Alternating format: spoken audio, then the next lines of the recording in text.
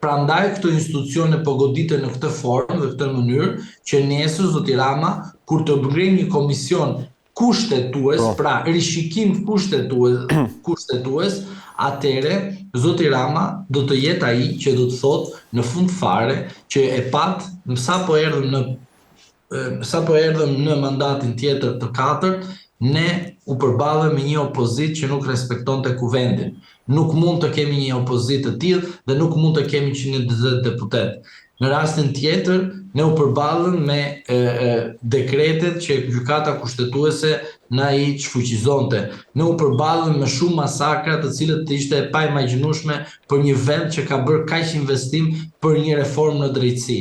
Dhe duke qenë në këto kushte, në fund fare zoti Rama do të përdor këto mekanizma në bashkëpunim, do thoya edhe në bashkërëndim në disa aspekte, edhe në rastin e kërkesës që ka bërë Partia Demokratike, që të bëhet shkarkimi i zotit Begaj. Por, mos harrojmë 3 pika kryesore, po kërkesa mund të arrihet, po iniciativa edhe në fund fare në një negociat të fortë të bëhet ky komision, por në fund fare 94 vota nuk i ka më Partia Demokratike, ka vetëm Partia Socialiste, pra në rast se bien dakord të 2 partitë kryesore, në çdo moment politikisht, po jo juridikisht, zoti Begaj largohet nga detyra e tij, por gjykata kushtetuese do të marrë shkarkimin për ta shqyrtuar në themel a është i drejtë apo i padrejtë. Prandaj, kjo është një rrugë e gjatë, e cila për mendimin tim ka vetëm një qëllim dhe mbajeni në mend që do të ndodhi. Pra, e gjithë kjo lojë që po luhet bëhet me qëllim që Partia Demokratike, Partia Socialiste të bëhen modelet amerikane, që do të thotë duan të bashkëpunojnë, të ndryshojnë kushtetutën dhe të bëjnë atë që bëhet në Amerikë. Parti Republikane, Parti Demokratike Amerikane. Pra do të thotë Partia Socialiste e Shqipërisë dhe Partia Demokratike e Shqipërisë. Dhe kjo nuk i shërben pluralizmit politik, po i shërben vetëm 2 partive kryesore në vend. Do të flasim tani së bashku avokate dhe pak për raportimin e kreut të prokurorisë posaçme mes të tjerësh. Dje në komisionin e çështjeve ligjore në Kuvend, ishte një raportim shumë i gjatë, besoj ti mund të kesh ndjekur një pjesë ose pjesën më të madhe, nuk e di, ose me deklarata të zotit Dumani.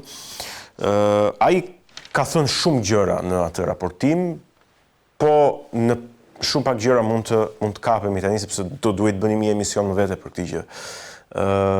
Ai ka thënë që nuk i bindet asnjë partie politike, pra nuk merr urdhra nga asnjë parti politike, por është organ i pavarur që vepron në bazë të ligjit. Po nga ana tjetër ka ngritur edhe shqetësimin që në vitin 2028 të 11 prokurorët e SPAK-ut u mbaron mandati dhe institucioni shumë i rëndësishëm që heton korrupsionin e nivelit lartë dhe krimin e organizuar do të ngelet pa funksionarët e tij. Nuk e di për këto 2 çështje, sepse e para është politike dhe e dyta është, po themi, teknike në kuptimin e organizimit të vetë kësaj strukture të rëndësishme. Çfarë mendon ti? Sipas Kushtetutës së Republikës Popullore Socialiste të Shqipërisë në 1976, thash se mos e kishe për këtë të sotmen. Po, zoti Dumani e nisi qëndrimin e tij në komisionin e ligjeve të Partisë Punës së 2025-s.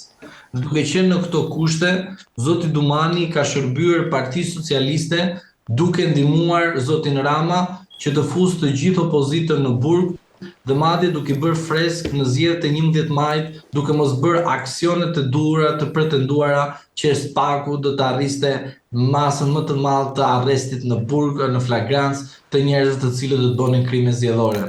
Zoti Dumani u përdor, do të thoja, politikisht nga zoti Rama dhe do të digjet juridikisht po nga zoti Rama në një moment të tjetër. Por ajo që unë dua të them tek ju është kjo, që deklarimet e një kryetari të SPAK-u në një institucion parlamentar, siç është komisioni i posaçëm për sa i përket llogaridhënies së institucioneve kushtetuese, unë dua të them që jam përsëri koherent me atë që kam thënë tek ju. Çfarë? Që zoti Dumani ka krijuar statistika dhe parlamenti pranon statistika si referencë dhe nuk pranon që të bëjë një diskutim juridik dhe politik madje që se si duhet nga problemi që kanë hasur gjatë ushtrimit të detyrës të 2024 prokurorët të shkonin aty dhe të kërkonin qartësi ndryshime ligjore të cilët kishin në shërbim të punës tyre, detyrës tyre. Pra në të njëjtën kohë të kishin mundësi edhe të prezantonin statistikat, por edhe të kërkonin ndryshime ligjore teknike për sa i përket veprimtarisë profesionale të tyre, dhe nuk flas asaj që ne themi mbaroi mandatin, shnetë mirë, dil në pension, bët çdo dhe shpirt, jep dorëheqjen dhe para kohë nuk ka rëndësi. Por ne kemi parë qartësi që ky komision përdoret thjesht vetëm për të bërë një show politik dhe asgjë tjetër për interes të shërbimit të qytetarit të drejtësisë. Por ajo që unë pash është që zoti Dumani ishte pak në siklet. Pse në siklet? Përmendi rastin me Goni Galletha, jam i qytetar që e dëgjova dhe kam parë si lajm, po Ngeli nuk tha emrin e Ramës, një kjo, nuk e dija e pata e kuptuat, po ishte fakt konkret. Unë e dëgjova dhe të vura 20 herë ta kuptoja që ai që ka qytetar këtij vendit, pra e pranoi.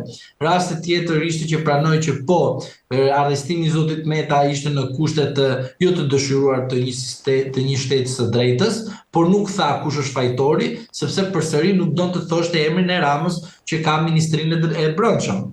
Dhe duke qenë në këto kushte, zoti Dumani përsëri vazhdon në koherencën e tij shërbimin ndaj zotit Rama.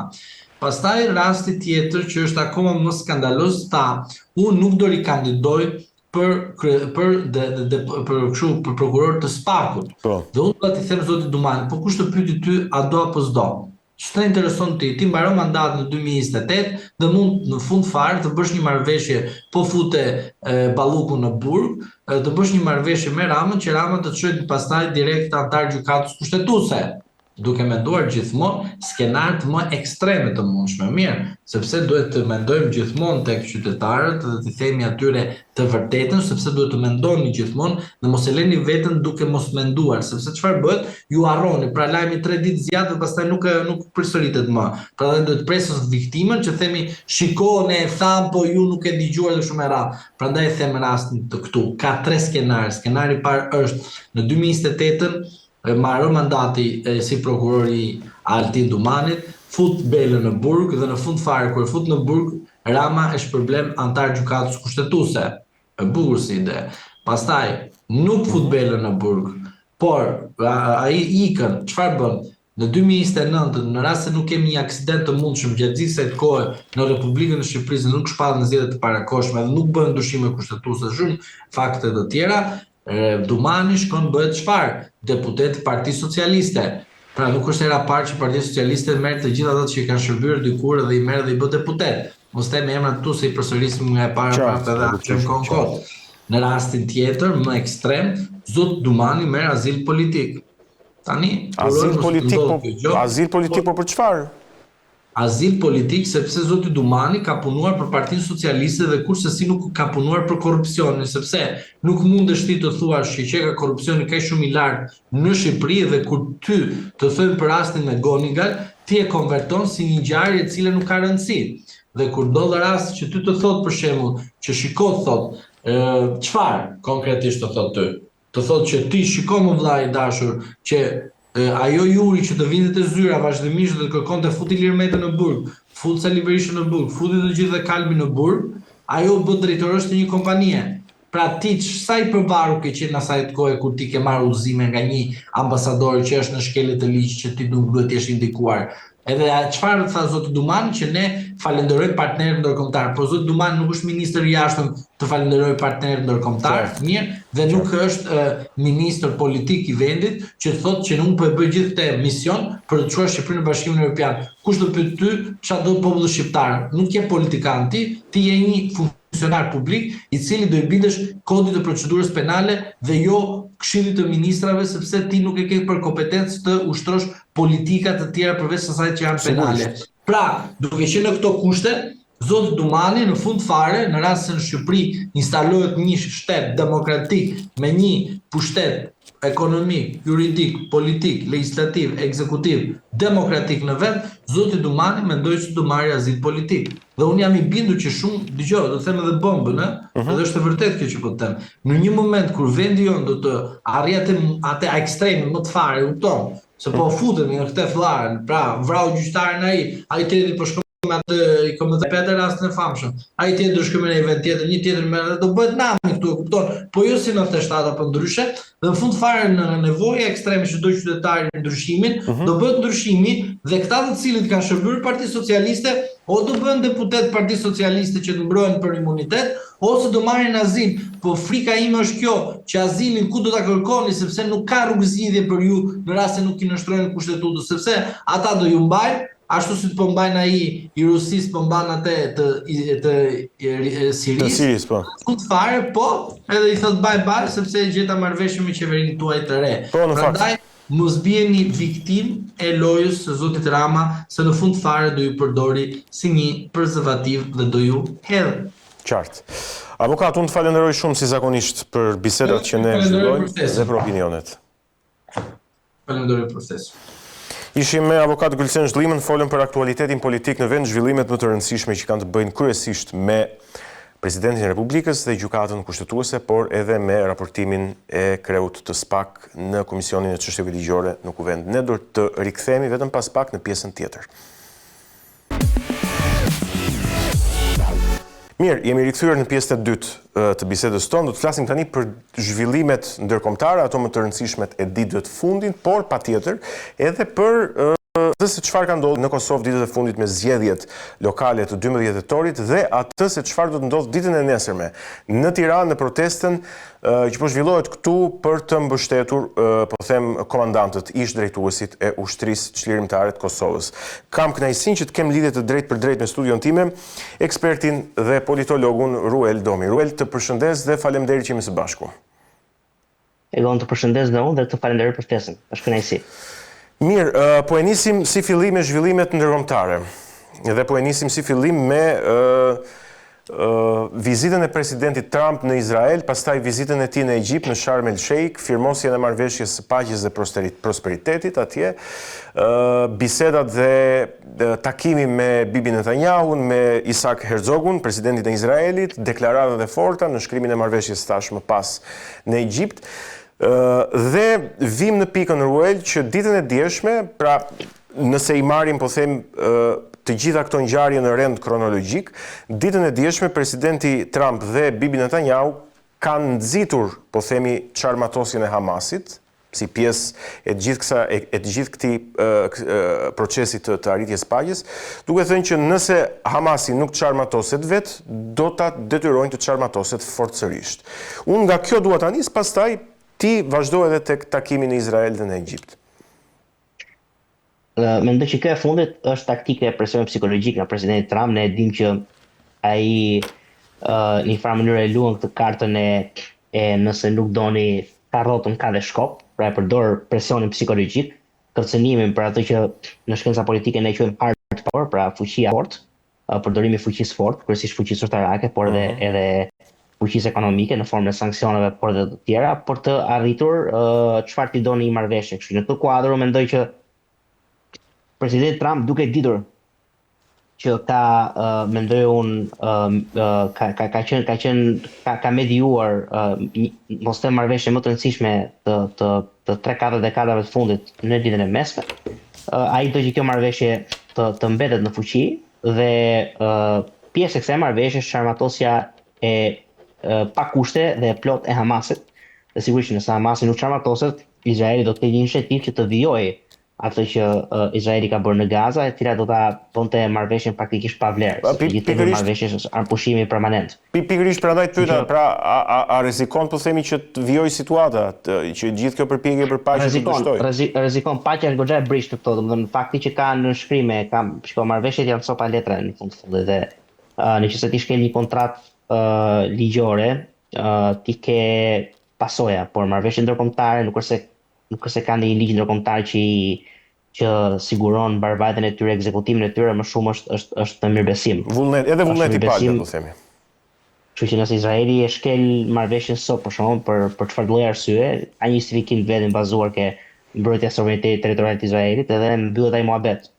Thelbi është që Perëndimi ka një incentiv që ajo marrëveshje të vijojë, sepse Izraeli konsiderohet si proxy perëndimit në Lindjen e Mesme, dhe normalisht nëse Izraeli krimen lufte, edhe perëndimi në një farë mënyrë gjakoset reputacioni perëndimit.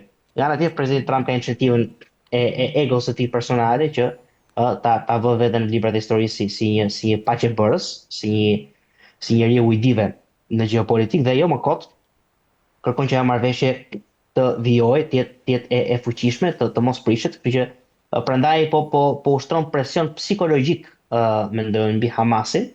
Nëse më pyeti mua a do të ketë një rifillim të luftës, unë nuk mendoj. Unë mendoj që do të gjendet një mënyrë e cila lejon paqen të vijojë, lejon anëpushimin të vijojë, dhe një mënyrë që ja mbush mendjen Hamasit në mënyrë efektive për të dorëzuar armët, pa pas nevojë për një ofensivë izraelite. Di që mund duket pak e komplikuar në sensin që ore si do bëhet kjo, por unë mendoj që paqja është e brish, siç ti e the, por të gjithë aktorët kanë interes që paqja të vijojë. Askush nuk ka interes që lufta të vazhdojë.